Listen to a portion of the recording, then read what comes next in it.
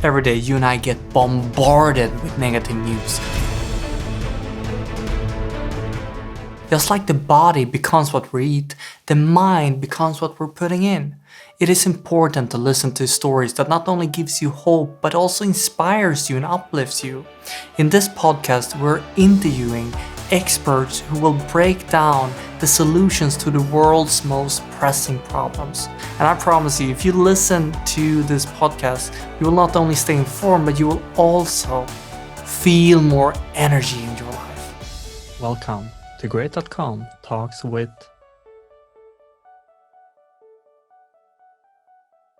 Greatcom is a philanthropic project where we're donating 100% of our profit towards the most effective cause areas like protecting the rainforest, funding climate change technology. And if you want to help Great to donate even more money, the best thing that you can do to help us is to subscribe to this channel. And the topic of today is injuries and illness. How can you make life easier if you or a loved one would attract or be happen in a situation where you have this serious injury or illness?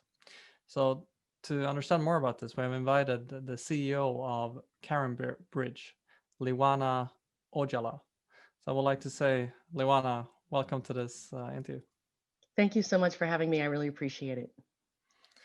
Great, Liwana. I want to dig directly into the problem that you guys are seeing. How would you describe the problem that you're trying to solve? Well, the problem has been, it's pre-pandemic. We've been around since 1997, but what we've been trying to do the entire time is to make sure that no one goes through a health journey alone. And that is a problem that we have yet to tackle because people really need each other when they're going through something very difficult, and especially a health crisis of any kind. So our whole mission is to make sure that no one goes through a health journey alone. Hmm. And I guess we're gonna clarify what that means a little Yeah, bit later in the interview, right? I think in this moment in history and time, it's just that much more important. You know, with the world of physical distancing and the pandemic, this problem is actually greater than it has been before because the way you would surround somebody that you love with love and hope and compassion while they're going through something difficult used to be more in person and being able to run errands and giving support in in-person ways. But this pandemic has shown that people still need that togetherness and community even more. And when you're experiencing a health crisis already, and then put on top of that COVID-19 and the way it's affected so many people, it's that loneliness and that stress and that anxiety has heightened in this world. So what we're doing and have done for more than 2 decades is become more pronounced in this world that we live in now. And when you say pronounced, what does it look like? How does what is it that the actual work that you're doing? How does that look like? Well, we're a social network. We're entirely focused on health, and we're called CaringBridge. There's a very interesting reason. Our origin story is quite touching.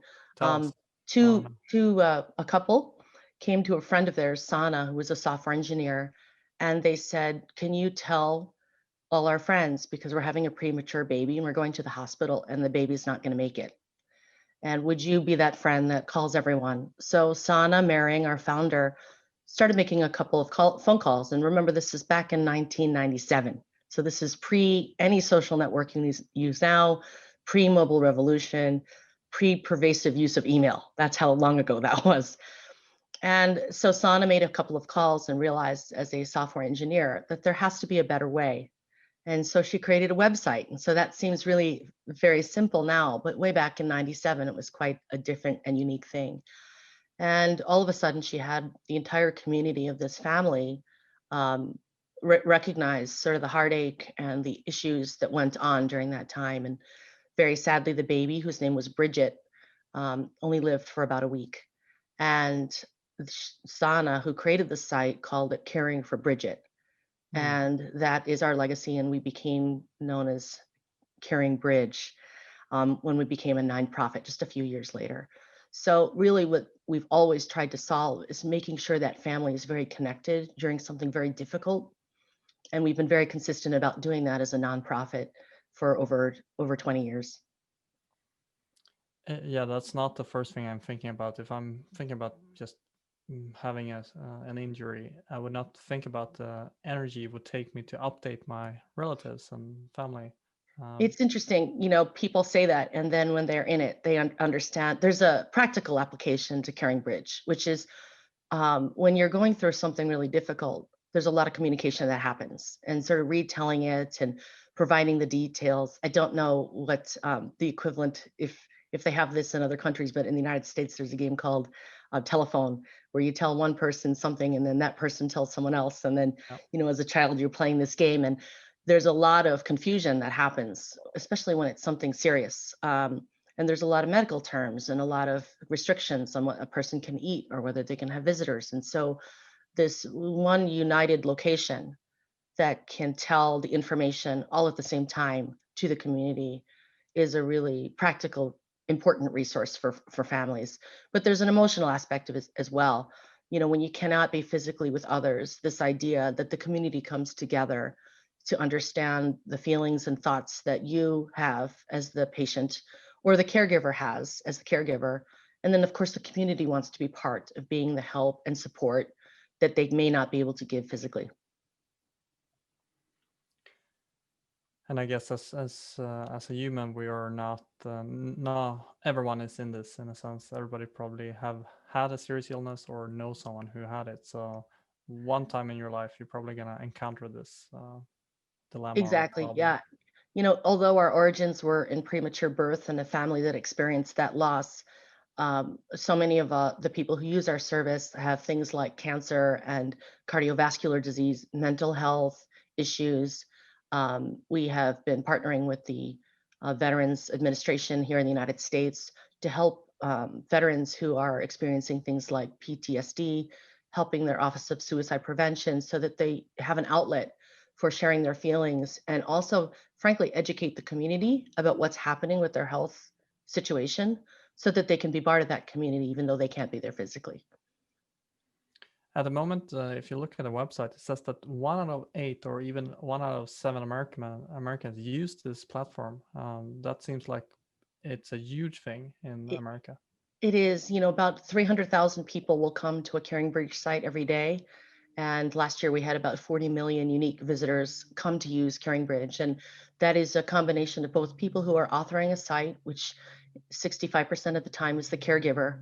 The caregiver is such an important part of that journey because they are doing all the making sense of the chaos.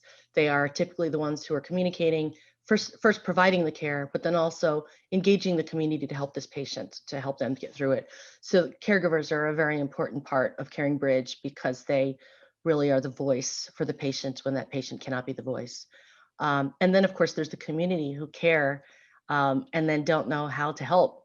So one of the things that we did was built what's called a planner, and the planner allows the patient and the caregiver to ask for the kind of help they need, and which tells the community what to do.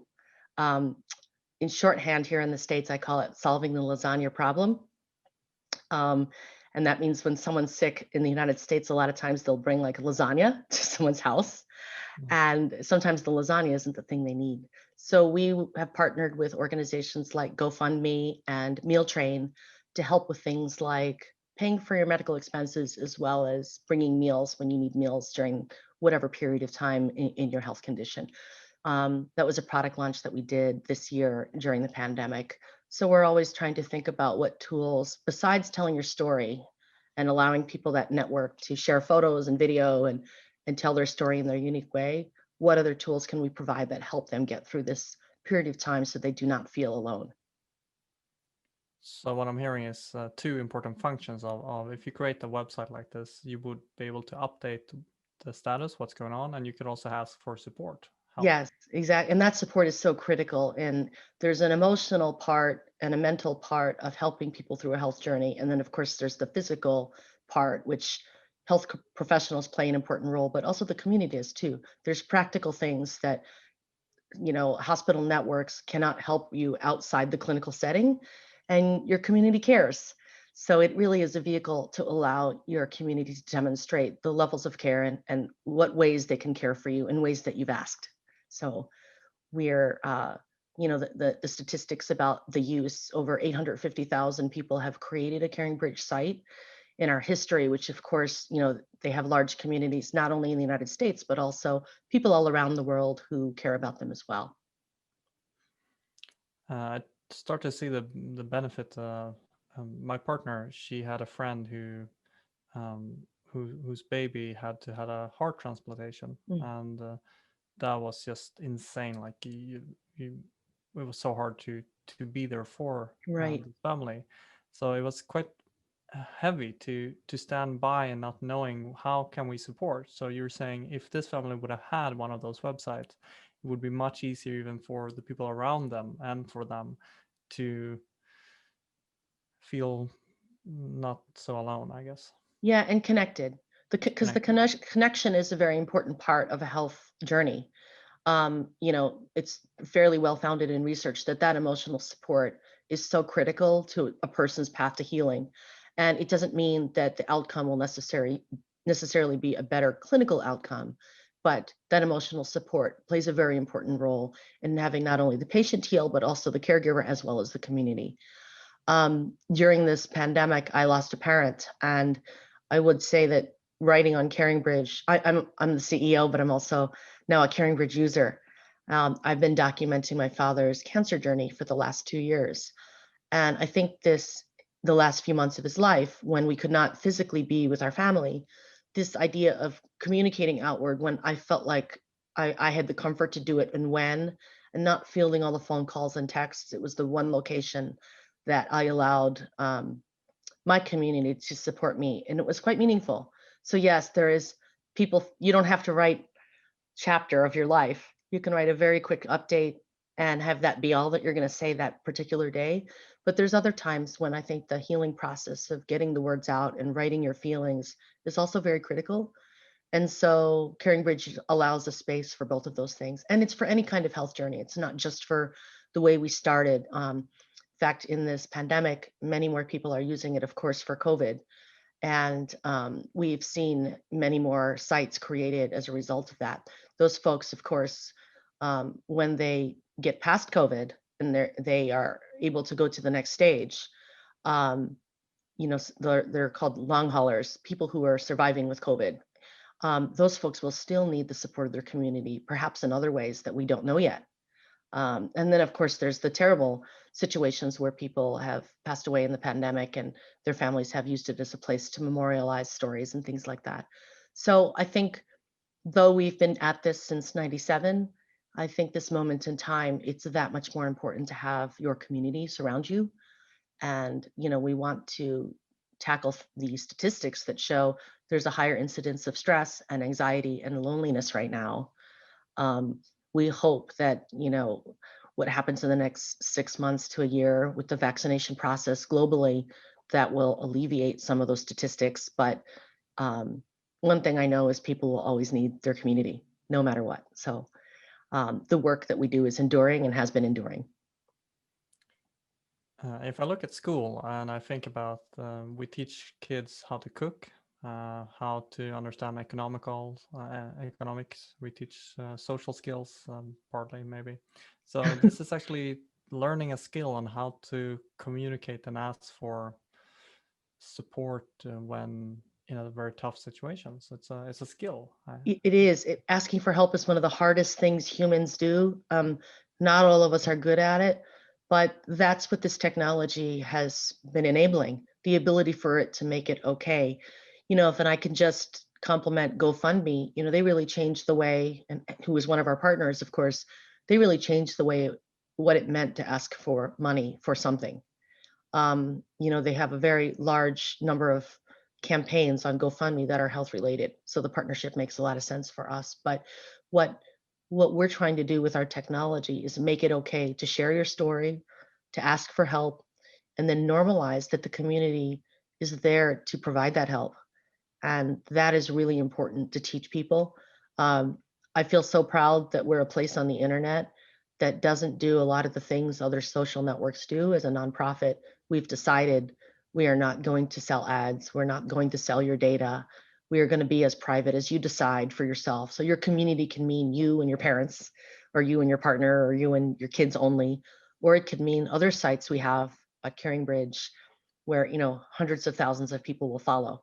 So it's it's what you want, and that's really important to us. And our donors allow that to happen. So we don't do some of the things that other social networks do to generate revenue, where 90% of our revenue comes from donors who have used our service and said, this is really valuable. It's a safe haven on the internet that's positive technology, and we want to continue to support it. Um, Help us understand if I'm in a situation right now where I'm actually in that someone I know or I myself are sick and I feel that loneliness, not sure how to deal with this. How do I do if I go to CaringBridge? Oh, it's very easy. It's very we make it really simple to start a site. It's like 5 steps. You go to caringbridge.org, and basically it'll just click on start a site, and just a few steps away you've started the site. The other thing that is the magic of CaringBridge, you're not obligated to do anything. Of course, it's free, and thank you to our donors for that.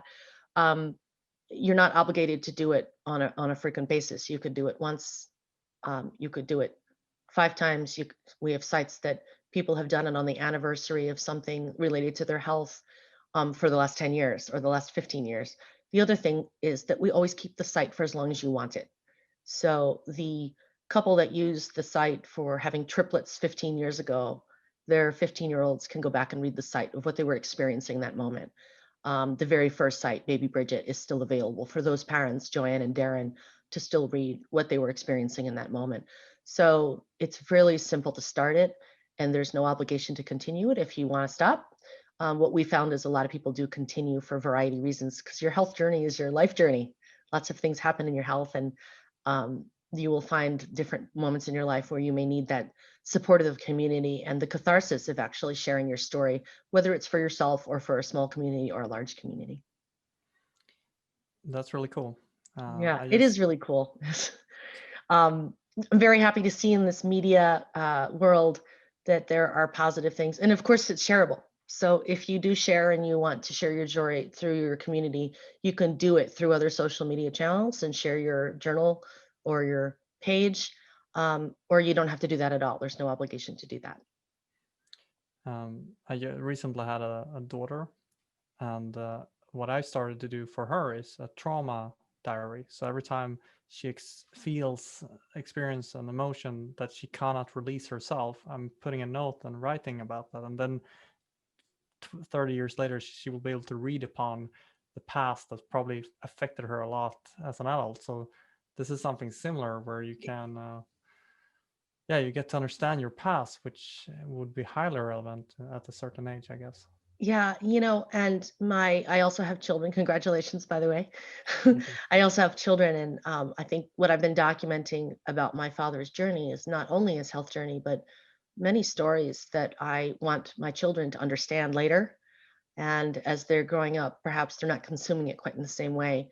But part of the reason I share those stories is there is an aspect of CaringBridge that it's not going to go away. So there's a place that's safe, that will not be also combined with an ad or the latest release of a cosmetic or what's in your last e-commerce cart.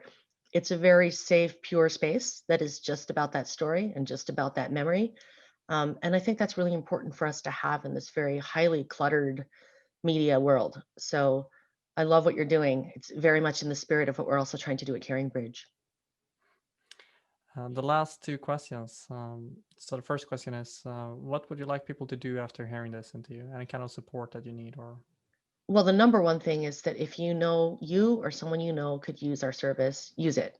Caringbridge.org. It's really simple. And the value for you, I can personally say, will be great. And, I have seen so many of millions of people who've used CaringBridge say, I wish I had this when I was in this situation, or I'm glad I used it in this situation. So that's the number one thing. The other thing is we are a nonprofit. So when I think about we're a small for the scale that we operate at, we're a small 45-person team in Minnesota in the United States, and we do need the support of our community to be able to make choices like what technology enhancements are we going to make to better serve patients, caregivers in their community, and to make the choice to not have ads and to not sell data and to honor privacy and be a secure place. So all of that is very expensive. It's funny, I sometimes, just for comparison purposes, I say, we're a 45-person team and Facebook has about 30,000 employees. So when you think about what we're trying to do relative to the impact we're trying to create and that we do create, we're pretty small. And our financials are transparent as a nonprofit here in the States. We're about a $10 million organization. So we're doing all of this work with a fairly small budget relative to running a social network. So we do need people's support, and we'll ask that you consider supporting us as we try to support all these communities who need each other at a trying time in their lives. Mm. The last question, CaringBridge.org, that was the website. The last question is there anything extra important that you would like to empathize for more people to understand? Um, you know, I haven't talked about this yet, but it is a source of hope, what we do. And I think what we need now more than ever in this very trying year is that hope. And it's not just communication. It is about garnering hope by writing, by sharing photos, by sharing video, all of the things you can do on CaringBridge. It's about getting the resources you need about specific health conditions, which we do have a blog for caregivers, and healing, and all sorts of different topics that are practical, not medical advice, but practical advice of what to do. But the hope is also within the community, and it's garnered from that community. I find it very powerful, that sense of connectedness that people get. And it really is like um, a creation of hope when people do come together. And that's really what we're trying to do and create. It isn't just a tool. That's really a higher aspiration that we want is people to have hope as they go through a very vulnerable time in not only their lives, but their family and their friends as well. Hmm. Luana, thank you very much for taking time to help us see that there are ways to connect even though life seems to be dark. Mhm. Well, thank you. I appreciate you having me here.